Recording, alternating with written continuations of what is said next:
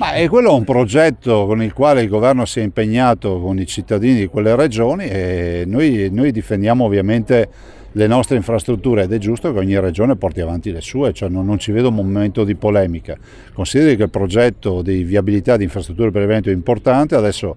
io spero entro appunto l'estate di poter pensare di chiudere anche tutta la partita da Pedemontana, spero che questo famoso innesto sulla 27 lo si apra, visto considerato che l'infrastruttura è chiusa, ma le scartoffie sono più difficoltose dei cantieri e via, si va avanti. Il vice premier Salvini, e col quale io ne ho già parlato, per noi resta comunque una priorità scandagliare e verificare fino in fondo, perché ormai sta diventando un'agenda metropolitana. C'è chi dice che è stata abbandonata ma si poteva fare, chi dice che è impossibile, e ci sono i veti austriaci, non ci sono, quindi andiamo a valutare, perché ci sono da alcune parti in Austria ci dicono che loro sarebbero disponibili, da altre parti ci dicono non passerete mai. E la prima preoccupazione è l'ambiente, ci mancherebbe, perché poi l'immagine che noi abbiamo è quella dei piloni sul fadalto, ma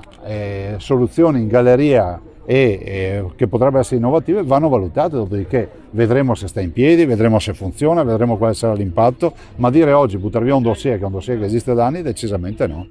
Il treno delle Dolomiti ha una sua storia e non abbiamo rinunciato a questo. Ricordo che comunque è un treno che ha una valenza turistica, una valenza di compatibilità con l'ambiente, di sostenibilità, dopodiché il valico è un'altra roba, il treno delle Dolomiti non è che mi arriva in piazza a Monaco. Cioè, certo. Questa infrastruttura ci porta ancora di più a contatto con una Mitteleuropa che è nelle nostre corde, questo lo dobbiamo dire.